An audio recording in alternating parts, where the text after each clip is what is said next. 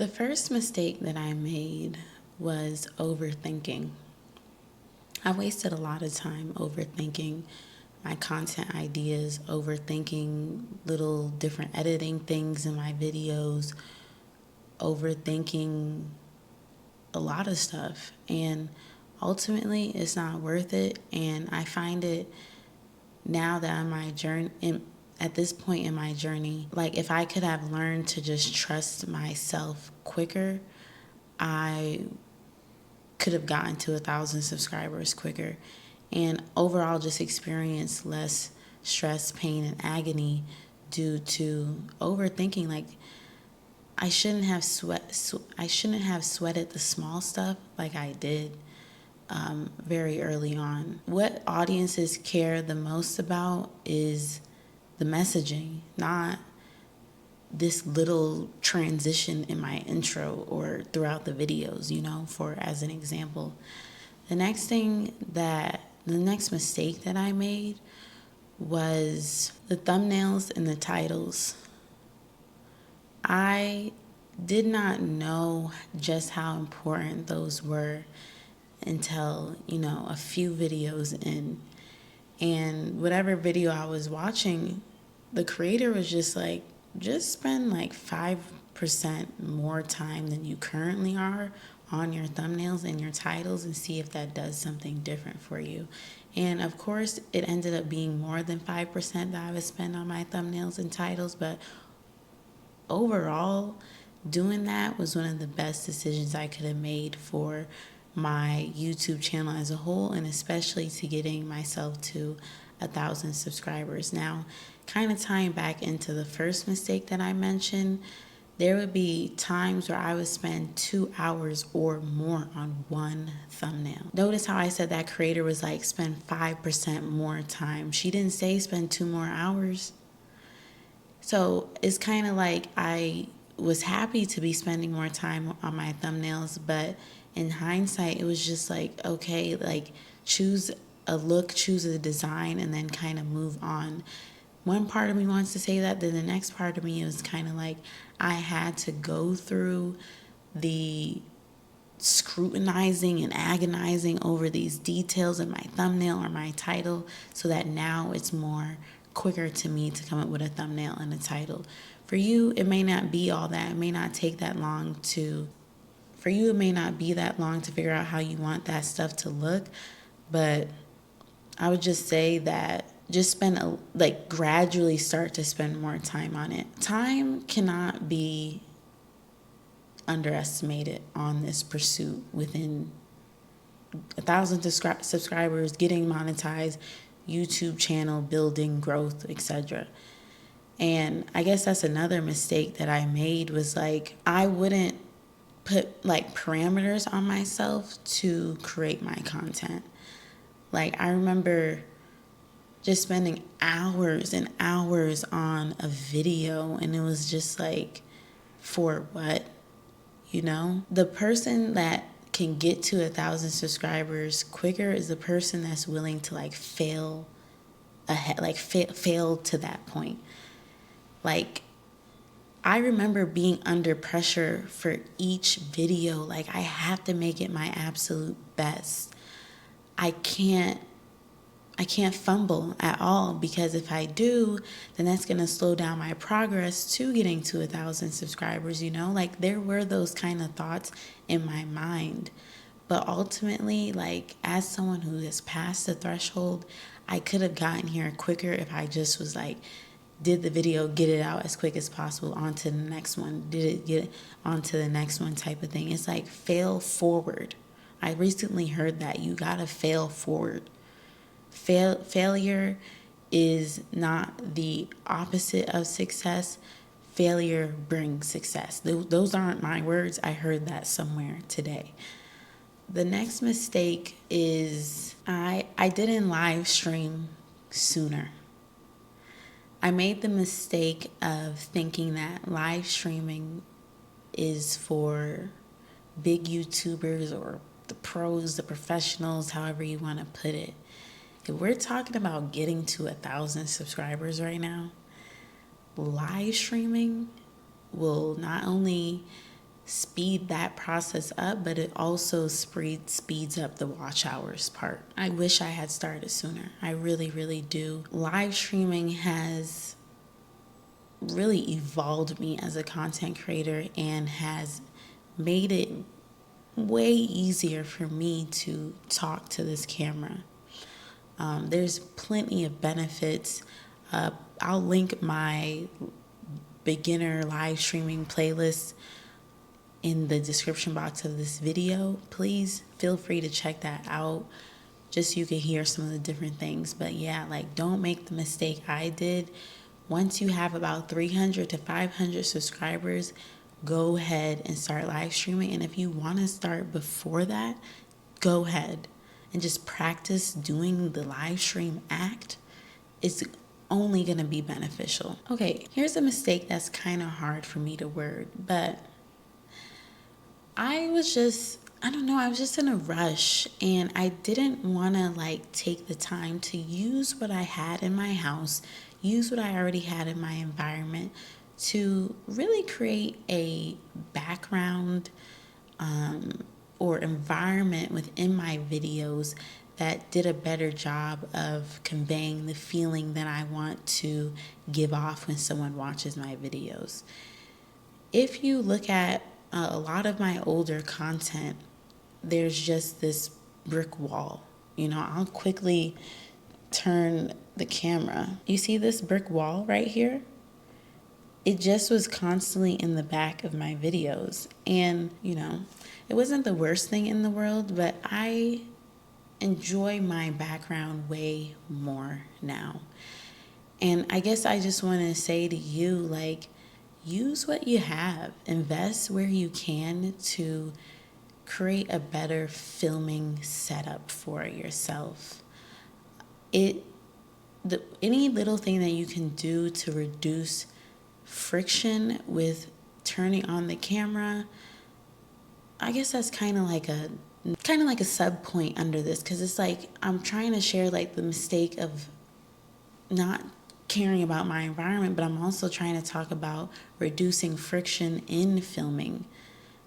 Now it's so easy for me to turn on the camera and film because I know what I want my background to look like. It's giving off what I want it to give off, and it's just easy to press that record button. So I try to preface and tell you that wasn't going to come out the most eloquently, but I hope you get what I'm saying. This mistake is definitely on the smaller side. It has to do again with spending time, but I used to spend a lot of time writing my description box. Okay? If you don't know, your description box really should be the most important part of your description box is like the first sentence, because that's what kind of shows up. But I used to write like essays on my description box, and just wasn't a good use of time. Same thing with like coming up with tags.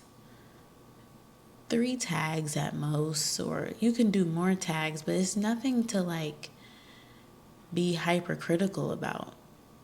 I just used to be really hypercritical about it. I made the mistake of spending time creating shorts content.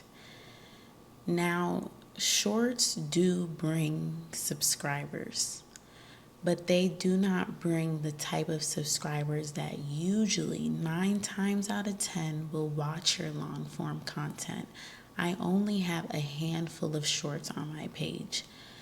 I found for myself, I thought like, oh, shorts will be simple and easy to create. It's no big deal. But creating one short often took the same amount of effort or similar effort, time, and energy it would to create a long form piece of content. And when I learned that shorts were doing more harm than good to a lot of like way bigger creators with way more than 1,000 subscribers, established people here on this platform, it was hurting their YouTube channel.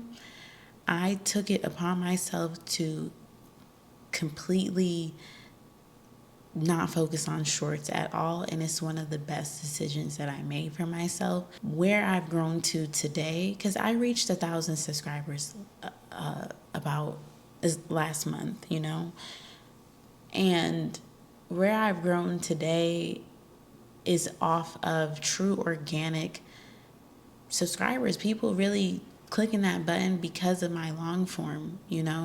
My best performing video is an hour long and it's a live stream. So to me, it is a mistake to focus on to shorts in the beginning, because you may see more subscribers than your average YouTube videos.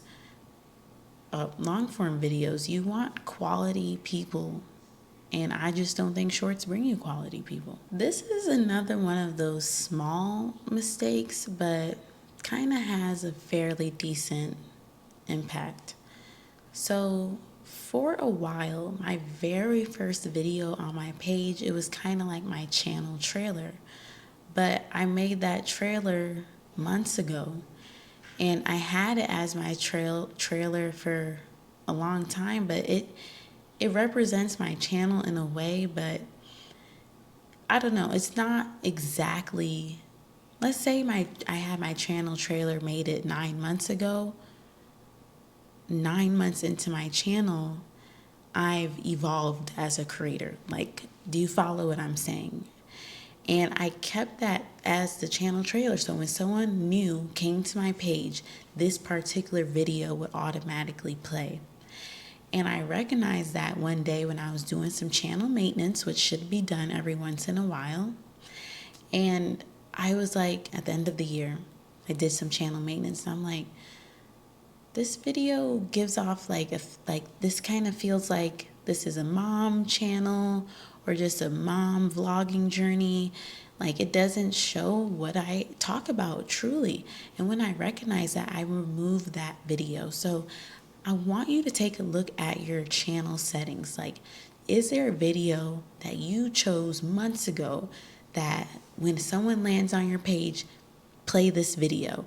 And if it's a returning viewer, then play this video. I want you to go back and check those out, because it may not reflect who you are as the creator today, and it could deter someone from pressing that subscribe button. Honestly, I feel like when I removed that channel trailer down, I got more subscribers because more people saw my latest content and they could connect with that. Because oftentimes your newer viewers are coming from your latest videos. So they want to see things that are within that similar vein.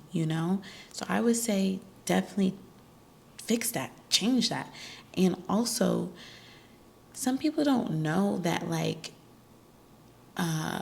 there's that For You shelf on your YouTube page where YouTube picks videos from your channel that they think someone coming to your channel will be interested in. They could choose older videos that don't have nothing to do with what you're talking about right now, and that could actually deter them. Same thing to that channel trailer thing I was telling you about. It can deter them from subscribing. I have decided, like, I don't want that stuff. I took away the For You. I took off the what a returning viewer sees, what a new viewer sees, and all you see when you come to my page is like my latest videos and the way I specifically curated my homepage. So again, it's a small little thing, but tweaking that could be the difference between some new subscribers or not. So definitely look into that. One of the biggest mistakes I made was trying to follow a script verbatim. There's a good amount of earlier videos on my channel where it's like I'm talking to a script, or it's just things aren't flowing as natural, and that's because I had a script that I really wanted to stick to, and I would be upset if I didn't deliver the message, the content in the way that I had it written down. When I stopped scripting like that and just kind of either made bullet points, just way more looser scripts, things rolled off my tongue way more naturally. And my camera presence improved. So I would say, like, a large part of getting subscribers is making that connection. And it's easier to have a better connection when you don't sound robotic and like you're trying to read off a script and be perfect. Nobody wants perfect. Don't look for perfectionism. That's a mistake as well. I probably could make a whole long video about tons of mistakes, but just start now trying to talk to the camera without relying on a super dense, heavy script. Thank you so much for watching, and I hope this video was helpful in some way. Bye-bye.